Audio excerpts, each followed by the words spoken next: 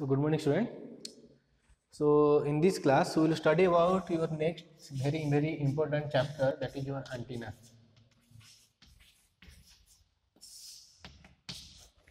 So first of all, what is the necessity of this antenna? So why we are going to study about this antenna? In your day-to-day life, we are using mobile phone.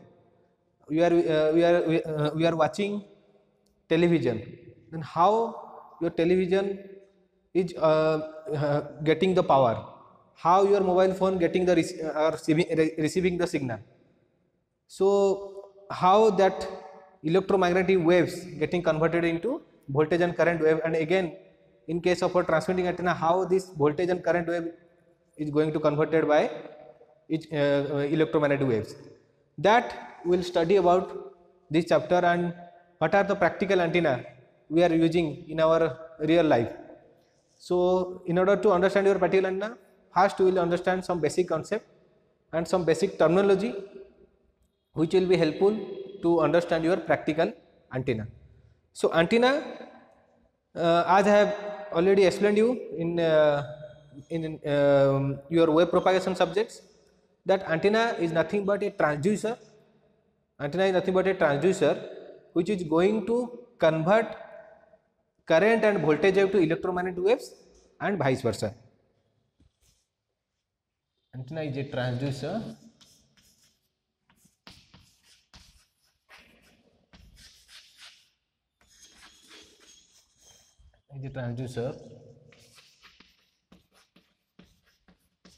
converts voltage and current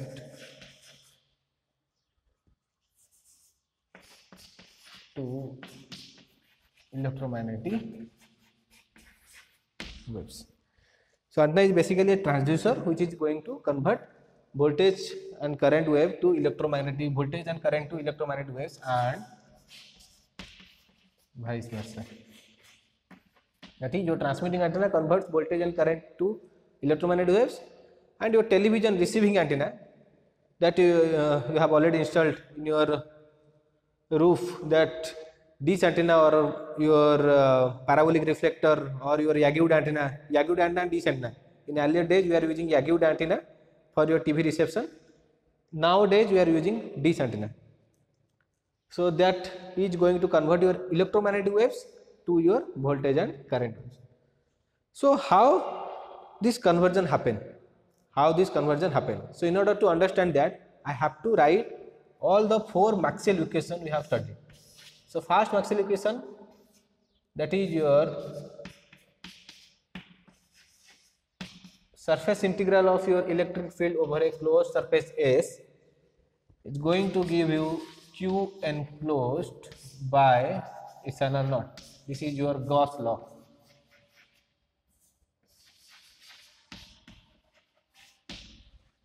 So area under the electric field intensity is going to give you Q enclosed, which is Gauss law. These four Maxwell equations I am going to write here.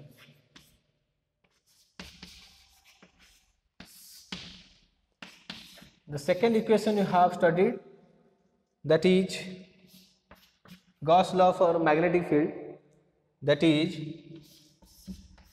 area under the magnetic flux density over a closed surface. This bubble over the integration indicates a closed surface. Closed surface means a sphere, a cylinder. You can imagine a football. Football is a closed surface, but the ball which is used inside a temple or in a church, you can see a bell shape, that is a open surface. But your football is a closed surface. So when you integrate over a closed surface, your magnetic flux density, that is going to equal to 0. This is Gauss law for magnetism. I have already explained you. The next is the line integration over a closed surface, that going to give you Here B is magnetic flux density, here E is your electric field. So EMF is induced. This is very very important, and this concept we are going to use in your antenna. EMF induced whenever EMF is induced, this part left side indicates EMF is induced whenever your magnetic flux density changing with respect to your time. Magnetic flux density changes with respect to time. Magnetic flux density changes with respect to time. So EMF induced is equal to minus del B by del T, which is nothing but your magnetic flux density changes with respect to time. So this is very very important. This is your Faraday's law. This is your Faraday's law, and Maxwell only writes the mathematical equation. Actually, this concept is given by Faraday and mathematically represented by Maxwell. That's why this is comes under Maxwell equation. The fourth is very very important. That is your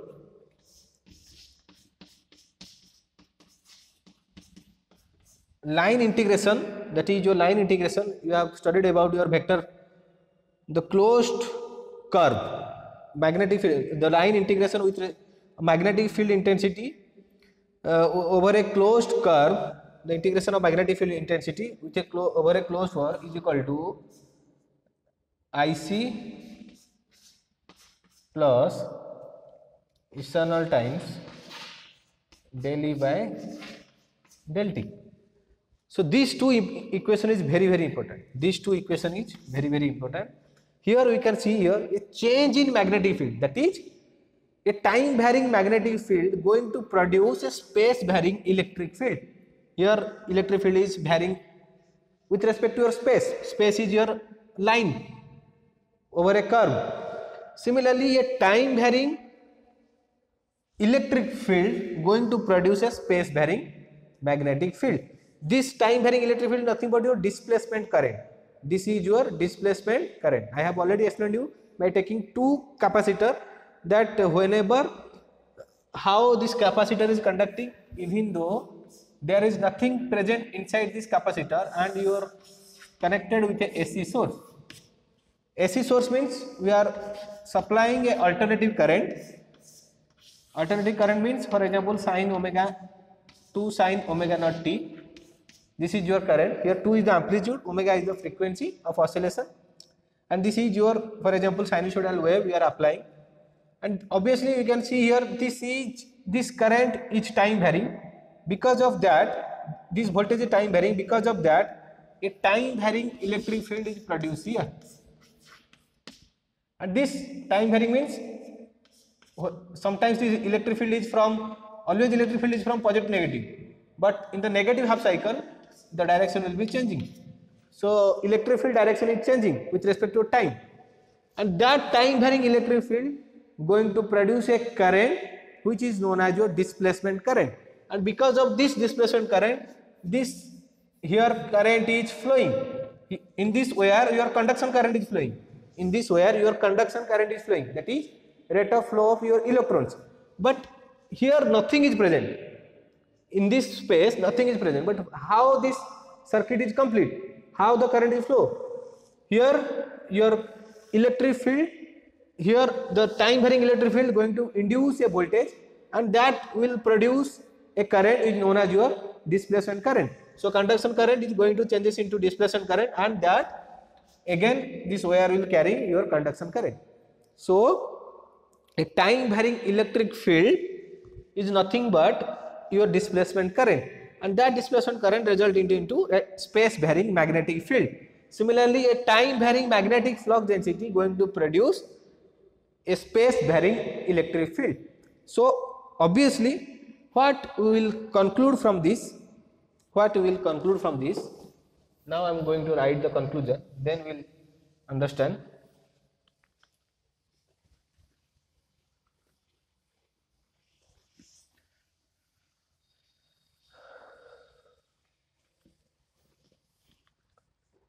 your static charges, static means charge at rest, static, this is your conclusion, static charge, that means your charge at rest, static charge produce only electric field. Your static charge produce only electric field. Next is when charge is in uniform, when charge is in uniform motion, when charge is in uniform motion, that is uniform motion means we have already studied in your mechanics, that is acceleration is zero, net acceleration is zero with a constant velocity, that produce only magnetic field, produce static magnetic field, that is your DC current. Uniform motion means we have a DC current, so DC current going to produce a static magnetic field. But when charge is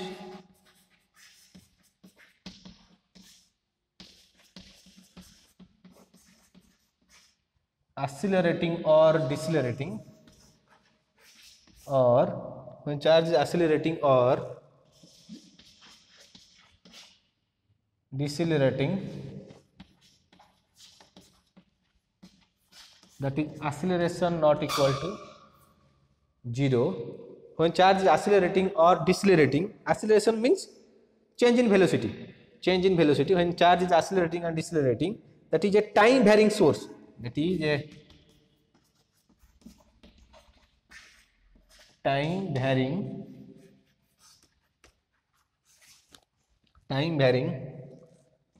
source, your AC signal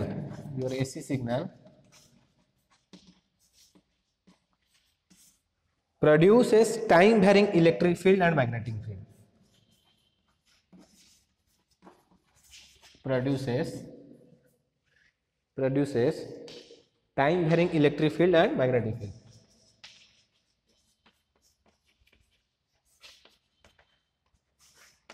Time varying electric field, that's why I am written here E is a function of T, time varying electric field and magnetic field.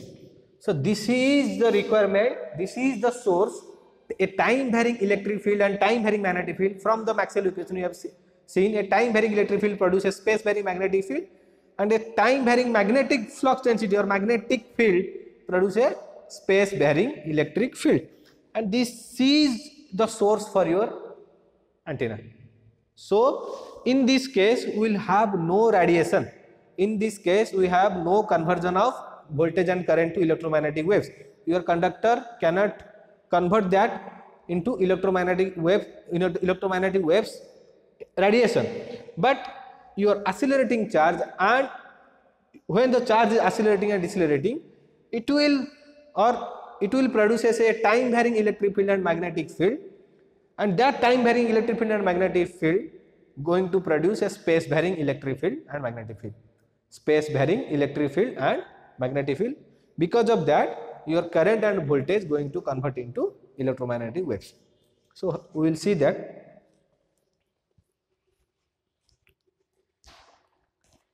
So now we will see how this is happening.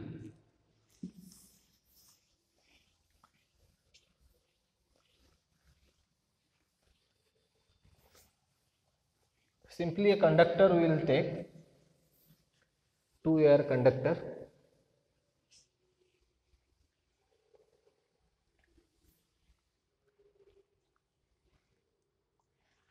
so now I am going to take a source, for example, obviously we did your modulation, for example here FM signal, that is obviously a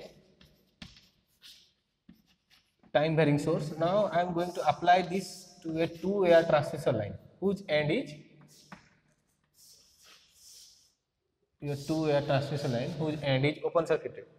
What we have seen, in case of open circuited, what will happen? Whatever may be the, first we made a short circuit, then suddenly we made open circuited. For example, whatever may be the current is flowing, it will be reflected back. It will be reflected back. So that is how what will happen. A standing wave will be formed. A standing wave will be formed. But the problem is, this wave is not detaching from your conductor. Detaching means separating out. It is only oscillating. It is only oscillating. This standing wave is formed. So how to reduce this oscillation and going to change it into electromagnetic waves? So in order to do that, because here this wave is cancelled out with this signal. So you can see here, this field is going to cancel out by this field. This is equal and opposite. This is equal and opposite. That's why this is cancel out. So net radiation will be 0. So no radiation. No radiation. So in order to do the radiation, a simple transmission line, you need to bend this signal. So because of the bending, what will happen? So because of this bending, what will happen? Some of the here, because of this bending, what will happen? Your electron is flowing through this wire. Now because of this bending, electron is changing its speed. Electron is changing its speed, that is accelerating or decelerating. So because of that, a time varying electric field or time varying magnetic field is produced due to this bending of wire. So this is one of the example of your we will study about what are the types of antenna. This is a simple parallel wire antenna. So here we will have, you can see here electric field. Here we have the net, the complete instead of complete reflection, some of the power will be starting radiating. Some of the power will be starting radiating. So this is the case. So this is how your electric field is representing. That is your for example, this is your positive dipole and this is your negative. So electric field always from positive to negative. That's why I am representing these lines of force like this. So again, in order to do the maximum radiation, you need to bend this wire. You need to bend this wire with 90 degree.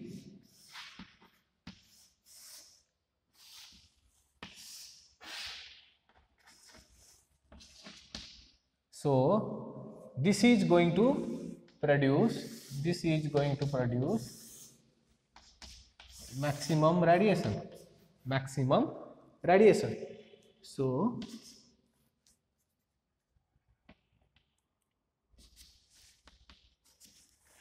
So here what will happen, this conduction current going to changes into your displacement current and it will detach from your conductor. So simple transmission line can be act as a antenna only when we bend this wire with 90 degree. Because of that, the reflection will be minimum and radiation will be maximum.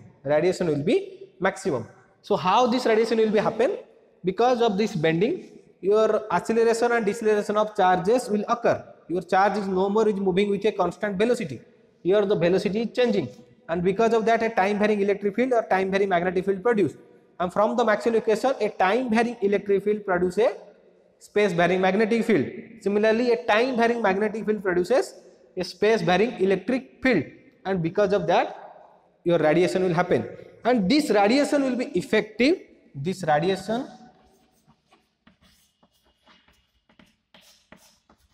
will be effective when this length of the wire, this is for example length of your transmission line, length of wire is